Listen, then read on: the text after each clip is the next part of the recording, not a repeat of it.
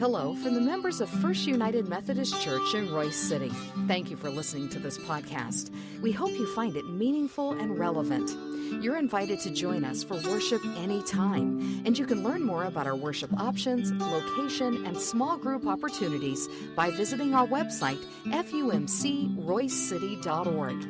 May God bless you as you listen to His Word proclaimed. I am indeed delighted to be here. I am glad to know that you broke the 11 o'clock rule of worship by appreciating some great music. Thank you again. And I also want you to take a moment to thank all the people that did so much to make this weekend great for the consultation team. We had great refreshments all through the day, great food at the workshop yesterday, and we just have had a great time. I met some great people, and I'll tell you, as we show our appreciation, I hope you know how blessed you are to have Pastor Chris as your pastor, because he has been absolutely delightful. Thank you, Chris.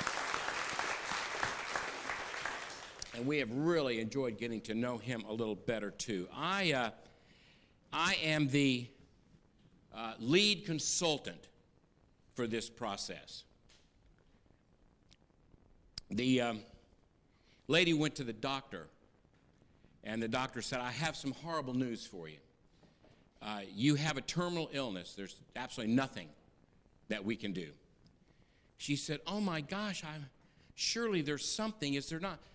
There's nothing that you can do? And the doctor said, well, he said, I would recommend maybe that you marry a consultant. And she said, well, will that make me live longer? And he said, no, but it'll sure seem that way. So let's hope it doesn't seem too long, at least this morning or whatever. I had the privilege the last several years of my active ministry in the local church to work with some very, very good friends of mine that I'd gone to seminary with, and one of my very best friends, he and I used to play music a lot together. I'm an old 5-string banjo picker. One of these days, maybe Chris and I'll work something up for you. You know, he's a good guitar player, too. Did y'all know that? Anyway, and he was on the staff there at Lover's Lane, led some, where did I serve? White Rock. And I'm having flashbacks. I started at Lover's Lane. That was my first job out of seminary.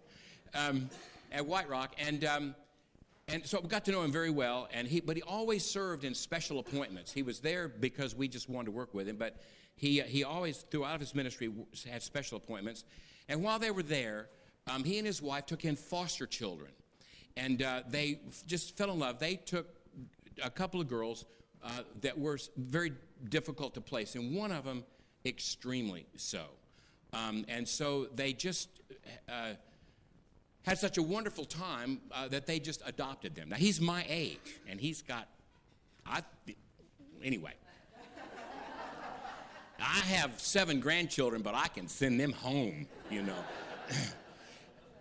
But one of the little girls, the youngest one, Jenny, is a little girl I want you to meet. She'll be looking at her. Jenny was born, her mother was severe alcohol drug dependent. She suffered severely from the fetal alcohol syndrome. When she was born, they didn't think she would live. She was born with a club-foot, a dislocated hip, and some severe mental challenges, but she is our little miracle girl. And not only has she learned to, I'm not making this up, somehow the club-foot and the hip kind of healed itself when she was an infant, and we don't really know how that happened. We'd like to think divine providence. But at any rate, the doctors didn't think she would ever learn to walk or talk or take care of herself. And she is, and always will be, a very special little girl. But she's walking and she's talking, and she is just the love of all of our lives. And so I just share that background. Hopefully you can feel and sense the picture I'm about to paint for you. When we kind of finished our gig at White Rock and all that, my friend took an appointment for the first time in his life to serve a local church, a little part-time country church out near Waco. And When they went for the seating interview, the whole family went, where you meet with the staff parish relations committee, and they give you the tour of the church and all that. Well, when they were doing all of this, it was this old building, much probably like this one, and they went into what was identified as the pastor's study. And when they went in the door, little Jenny went to the middle of the room and went, "It smells like God in here."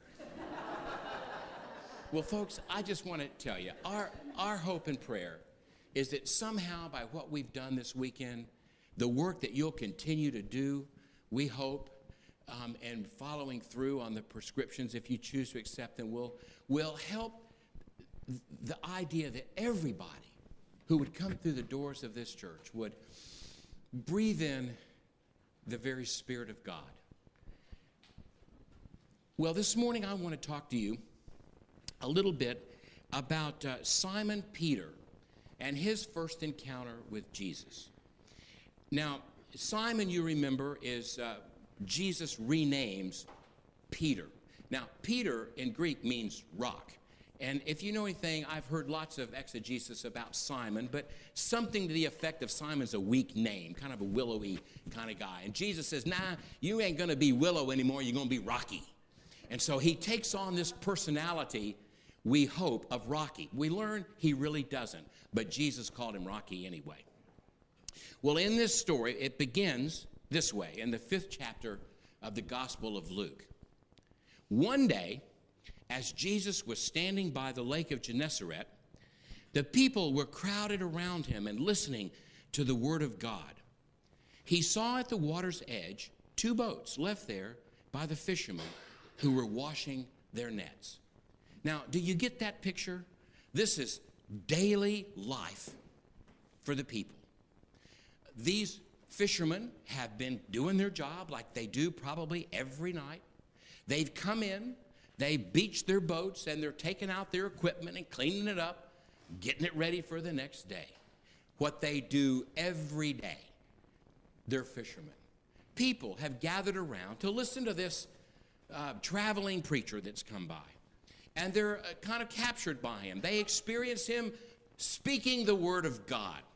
And now that's what people did, though. That's a normal kind of activity in their day. They didn't have movies. They didn't have television. They didn't have Dairy Queen to go to. That's what they did. If a good preacher came by, they wanted entertainment for sure. Now that's the picture. Now, right in the middle of this daily normal activity, doing what they always do, Jesus got into one of the boats, the one belonging to Simon. Now, did you get that? Simon is just doing what he always does, and this preacher walks over and gets in his stuff. Have you ever been in a boat or tried to get in one that's kind of like beached up on the beach? It's about half in the water and half on the land. What happens to that boat when you get in it? You got to be a little bit careful, don't you? Because that boat will start to rock for sure. Now, just as an aside, Jesus will get in your stuff and he'll rock your boat. I just want you to know that. That's what happens. Well, Jesus then asked him to put out a little from the shore. Then he sat down and he taught the people from the boat. Now, when he had finished speaking, he said to Simon, "Put out into deep water and let down the nets for a catch." And Simon answered, "Well, Master, we worked hard all night and haven't caught anything." One afternoon, several years ago, I was sitting in my reading chair in my living room. And my living room has on the back side, it's almost all glass. Big plate glass window and sliding glass doors. And it was one of those days where it was just, the temperature was just right, didn't need air conditioning, didn't need heating. We have about 2 of those a year in Texas, those days. And so I opened the sliding glass door. It was comfortable. I was sitting in my chair, and reading. And I heard behind me a life or death struggle. From the ferocity of the sound that was coming from behind me, it was serious. A fly was buzzing as loud as I've ever heard a fly and banging itself against that plate glass window. Its goal, no doubt, was to get outside. And it buzzed and it banged and it buzzed and it banged. And it became evident to me that this fly had a strategy. It knew how to get through the glass. Its strategy, try harder. Just try harder. Well, you know, I know, and I'm guessing you know, that no matter how hard that fly tried to get through that window, it is not going to get through that window, right? It is not getting through the window. And here's the problem. The fly strategy was a strategy that was a death trap. The fly was going to continue to bang against that glass until finally it spent all of its life energy and would fall dead on the windowsill. Now, just 3 feet away, a 5-second fly, and that fly could have achieved the freedom that it so desperately was seeking. And I thought, why in the world doesn't that fly try something different? Jesus said, Simon, go out deeper and drop down your nets. And Simon said, hey, I've got a strategy. I know how to fish. It's my job. I've been fishing all my life. Now, the scripture doesn't always write down or say everything that I believe that was said or thought. But I'm believing that, I'm kind of putting myself in Simon's place. I put myself in your place, or put you in Simon in your place, whatever. And I imagine the conversation or the thought was something like, give me a break. I've been fishing all night long. I'm a fisherman. I know where the fish are. Preacher, how about you stick to preaching and I'll stick to doing my job? You've never said anything like that, have you? Never thought anything like that, have you? But at any rate, Simon says, well, because you say so, I'll let down the nets. Well, when they had done so, they caught such a large number of fish that their nets began to break. So they signaled their partners in the other boat to come and help them. And they came and filled both boats so full that they began to sink. Well, when Simon Peter saw this, he fell at Jesus' knees and said, "Go away from me, Lord. I am a sinful man." Now, when you read this, what this sounds very much like, I think, is that Peter has experienced a miracle, and it has blown him away, and he's having his come to Jesus moment. Is that how you read that?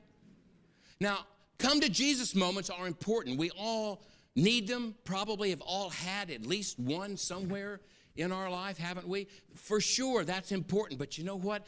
I may be a little too skeptical, but I don't think that's what's going on here. I don't think this is a come to Jesus moment that we think it is at first reading. And I'll tell you why. Isn't it interesting? Just a little word that had dropped in here. When Jesus said, "Go out deep and catch some fish," Simon's response was, Master, we've worked all day." An odd way to talk to someone that you just met, isn't it? But what we realize is this is not the first time that Simon and Jesus have been together. Because in the chapter right before this, like the day before this happens out on the side of the lake, we read this. Jesus left the synagogue and went to the home of Simon. Now Simon's mother-in-law was suffering from a high fever, and they asked Jesus to help her. Did y'all know that Peter was married? A lot of people think that's why he just kind of left and went for 3 years with Jesus. So he bent over her, and he rebuked the fever, and it left her. She got up at once and began to wait on them. Where's the, oh Lord, be away from me, I'm a sinful man, when the miracle happens? Why? Why not then? And then it goes on and says, at sunset, the people brought to Jesus all who had various kinds of sickness. And laying his hands on each one, he healed him. Now, did you get that? It's a major healing service. People from all over the county have showed up, and they're sitting in Peter's living room. Jesus is throwing out sickness and demons and everything going on, and Simon just sitting there. What's he doing? Sitting in his lazy boy, reading a sports page, not paying any attention?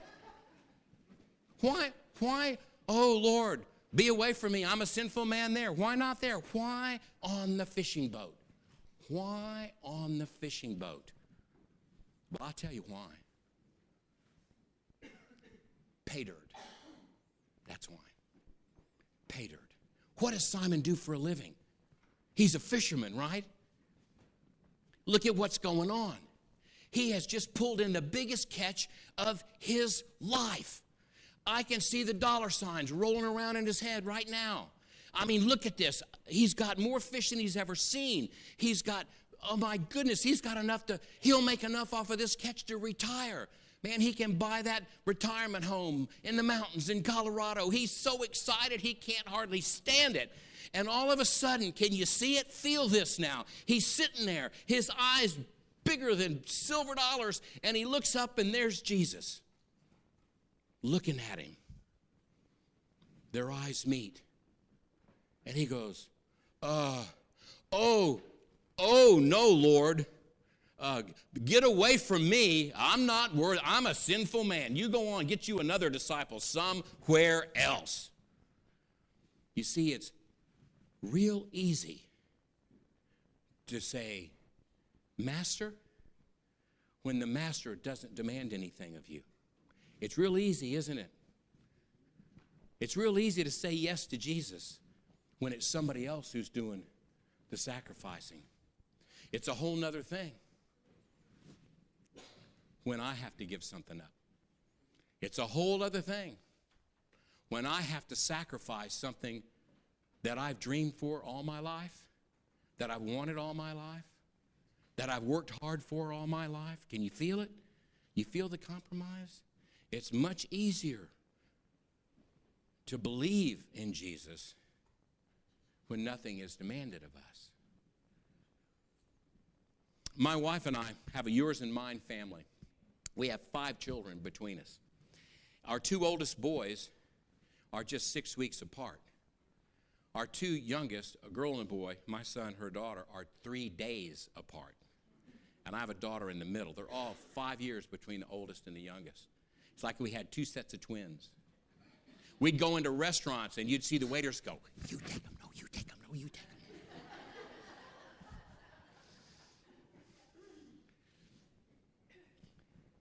One of the favorite things in our house on Saturday morning is when Kay, my wife, would cook German pancakes. She comes from a German family in Alva, Oklahoma. Anybody know where Alva, Oklahoma is? Oh, there you go. I had never heard of it till I met her. The Alva Gold Bugs. What is that? First time I went up there, Chris, everyone was saying, how about them bugs? How about them bugs? And I'm like, what is wrong with the people in this town? And she would cook these German pancakes, and the kids, and we'd have bacon and these pancakes, and the kids just loved it. They just loved it. And so one Saturday morning, bacon has the smells going through the house, you know, and she's making German pancakes. 2 oldest boys come running into the kitchen, and they're arguing about who's going to get the first pancakes that come off out of the griddle. And And Kay sees this, good preacher's wife. She sees this as a teaching moment. So she says, well, boys, Jesus would say, let my brother have the first pancakes. I can wait. And so Carrie said, okay, Darren, you be Jesus.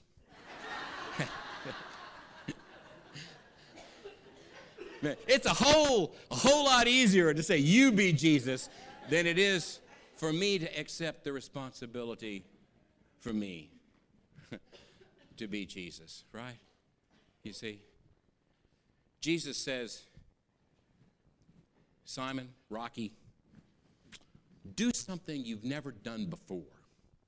I know you think you know how to do this, but I'm asking you to take a risk. Get out there where you haven't been before. Get into a little bit of deeper water. And then see what happens. And then Jesus says, when all this has happened, he says to Simon, Simon, don't be afraid. Don't be afraid. Because from now on, I will teach you to fish for people. And you know what happened? They pull their boats up on the shore. Now get this. They left everything.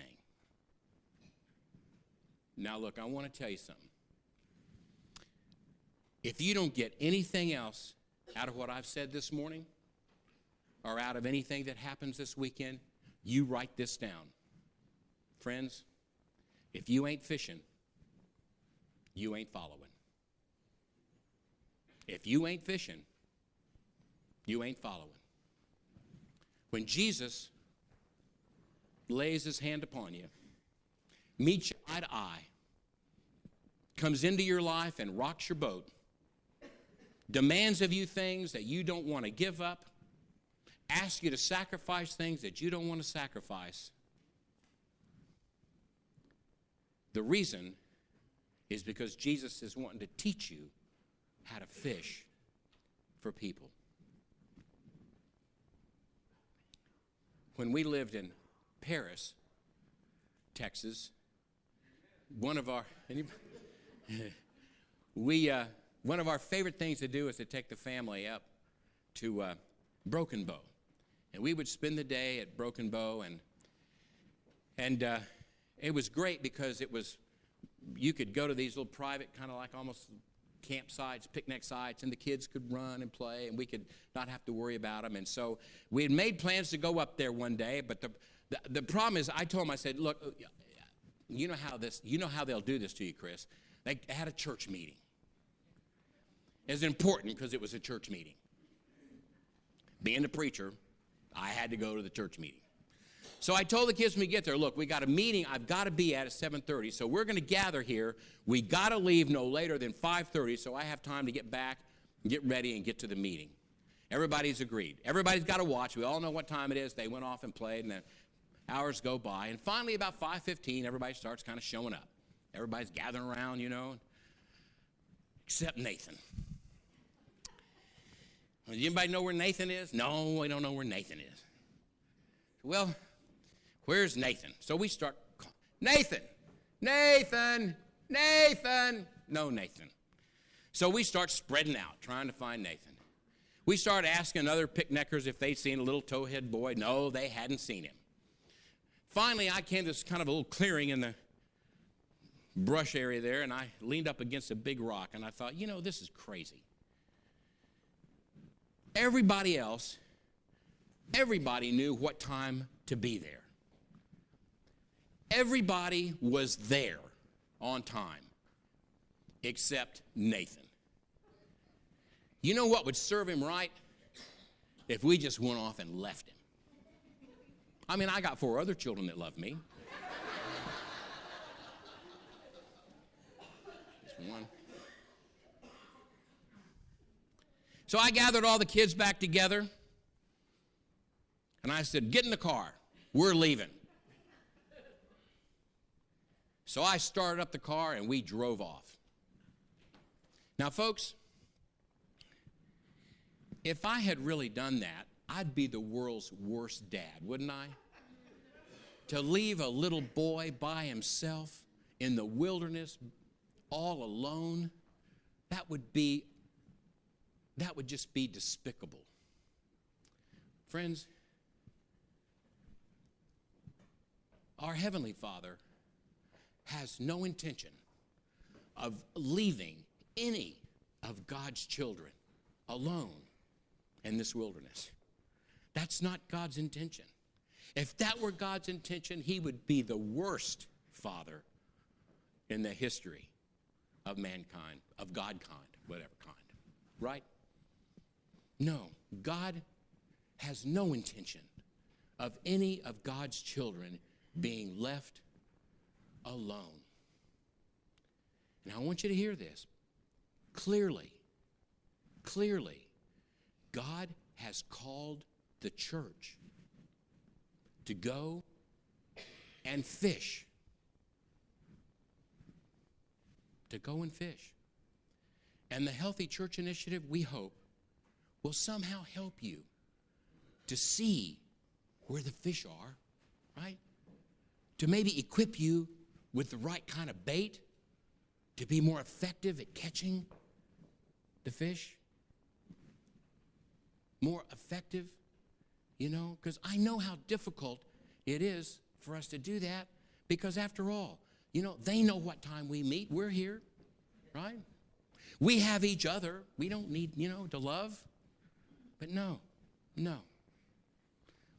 We've been given a task to go, to seek them, to find them, and to fish, because we know if we ain't fishing, we ain't following.